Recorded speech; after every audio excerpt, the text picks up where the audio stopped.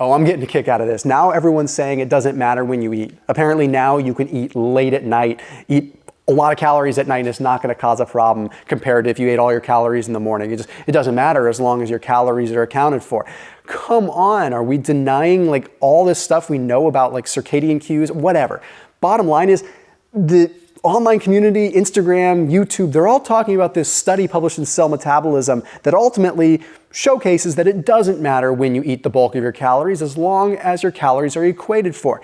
I get it that counting calories and understanding thermodynamics matters, but we need to get into the nuance here. So let's break down this study, and then I've got some brand new spanking research that just came out literally beginning of October that we can use to sort of understand even more. So the study took a look at subjects that were overweight, and for 4 weeks, it put them into 2 different groups. Now, both groups were calorie restricted, isocaloric or isoenergetic. So they ate the exact same thing, same amount of calories in caloric restriction fashion. The only difference is one was a morning loaded calorie group and another one was an evening loaded calorie group. So basically to demonstrate late night eating. So they had subjects either eat 45% of their calories in the morning, 35% at lunch, and 25% at dinner, or flip-flopped with 25% breakfast, 35% lunch, and 45% dinner.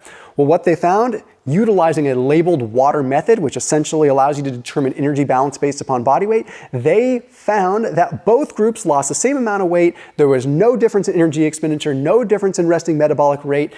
They lost the same amount of weight. So that means it doesn't matter, right?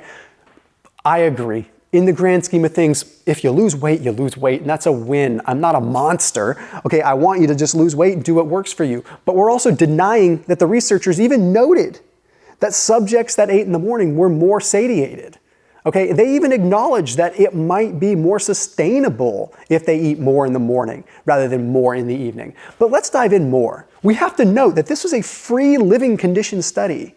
Now, I have nothing wrong with that. It's real, right? Because it allows them to be as active as they normally would rather than sitting in a metabolic chamber. Okay, so I'm not denying that that has to be done, but we also have to understand that's not real life in a lot of ways because who knows? We don't know what they're doing. It's not fully controlled. But then let's look more at the granular. Let's look at the appetite suppressing hormones that weren't really talked about on Bobby Smith's Instagram page, who's now a dietitian because he read the abstract of a study. So basically, peptide YY, glucagon-like peptide, and GIP were also measured. These are hunger hormones or satiety hormones, gut incretins, okay? What they found is that they were equal between the groups. Okay, yeah, that means that both meals were equally satiating, whether it was a heavy dinner or a heavy breakfast, except they weren't talking about 2 hours after the fact. The morning meal ended up having significantly higher levels of satiating hormones 2 hours after eating compared to the evening meal, meaning eating more in the morning satiated people way more than eating more in the evening, significantly. But the other thing we have to look at was digestion. The amount of time that it took the evening meal to digest was 4 hours and 23 minutes on average. The amount of time it took the morning loaded meal was 6 hours and 25 minutes. So that coincides with the gut hormones that we're talking about. What I mean by this is when people ate more in the morning, it took longer to digest, meaning they were satiated for a longer period of time. It probably controlled their glucose better, probably controlled their insulin better. I could go on and on. That's just a good thing. And then they kind of throw glucose aside. They say, oh, glucose wasn't changed that much, but they were wearing CGMs. And when you look at the CGM data, their interstitial glucose with the evening meal was very high. When more of the calories were loaded in the evening, interstitial glucose spiked. So what am I getting at here?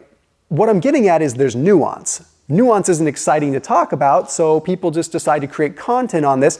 And I'm concerned that it's just telling people that you can eat whatever you want, whenever you want. Come on, we know this not to be a good thing at this point. Okay? I'm okay with you eating a little bit before bed. I'm okay with you eating at night. Okay? But you shouldn't be loading up on Twinkies and a bunch of garbage. Okay? That's just not the way to go.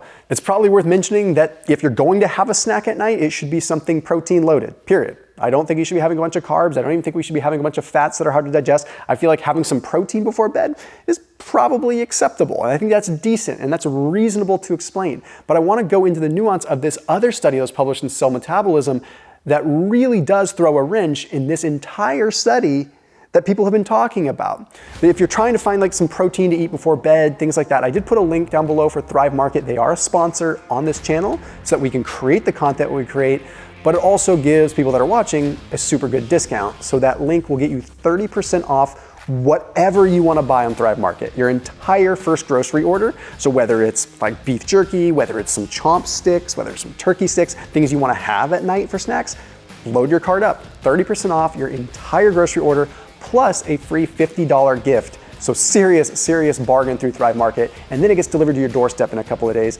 Total game changer. You don't have to take advantage of it. I just thought, hey, it's relevant and it gets you a serious discount, and I use it like 2 times a month. So definitely worth it. That link down below. So this brand new study published October 4th, 2022, also conveniently published in Cell Metabolism, that people would find if they were not just trying to cherry pick one study, actually demonstrates some interesting stuff. It demonstrates that late night eating really does mess some things up. Late night eating ends up increasing your wake time hunger, so it makes you more hungry in the morning, but it also decreases your 24-hour circulating leptin. Leptin is the main satiety signal, okay?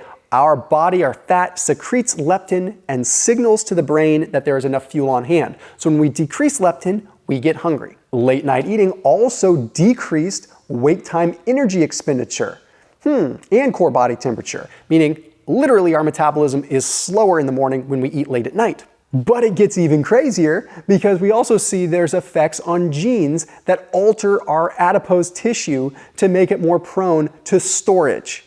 Okay, well, let's understand the details of this study, because is it just some mechanistic weird thing? No.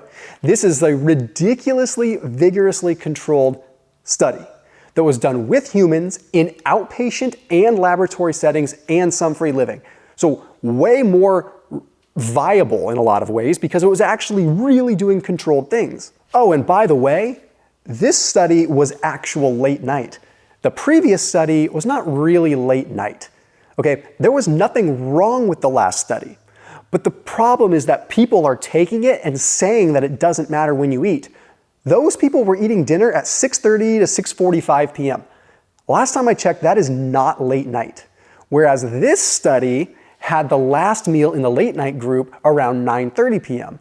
Maybe not super late night, but definitely 3 hours later than just a dinner. That's ridiculous to call that late night. So it was done with a lot of outpatient and laboratory settings where they fixed their actual sleep. So they had set sleep-wake cycles.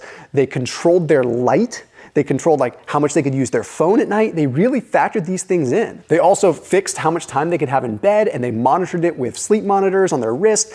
Like, it was detailed stuff. So basically they ate the same amount of calories. One group had 3 meals with dinner at 5:30. The other group sort of had 4-ish meals, like with 3 meals with the dinner at 5:30-ish, and then the extra meal at 9:30.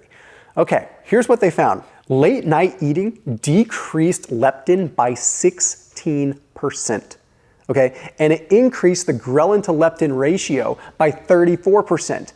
Okay, the ghrelin to leptin ratio tells us how much ghrelin, which makes us really hungry, over how much leptin, which satiates us. So if we have a worse ratio there, it means we are extra hungry. More hunger hormone, less satiety hormone. They also found that the late night eating group expended 59.4 less calories the next day. So essentially, like, they're burning less calories. So something is having an effect there, probably to do with leptin and other gut hormones. Then if you're a nerd, it downregulated P38MAPK, which is a gene that is associated with adipose tissue storage. So when it downregulated this, it allowed fat storage to increase. Okay, we need this P38MAPK to be static and be elevated when it should be. That is going to help prevent adipose tissue from growing, from a fat cell from growing too much. I know that is nuancy, but it is a gene that we know exists in the world of adipose research. And when we start altering that, that's not a good thing. So I don't think that it's safe to just go eat whatever you want late at night. Does it matter with serious, like, grand global scale if you eat a slightly larger dinner than breakfast or a slightly larger breakfast than dinner. No, you probably will lose weight. But at a certain point, you have to factor in these different things and what's going to be sustainable.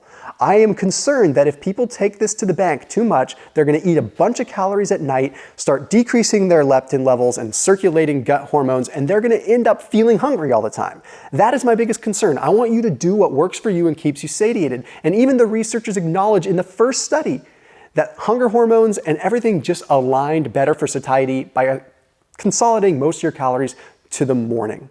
Now, remember, if you're fasting, things might be different, but I don't expect you to fast every day. But either way, even if you're intermittent fasting, you probably shouldn't be eating at 10 o'clock at night. See you tomorrow.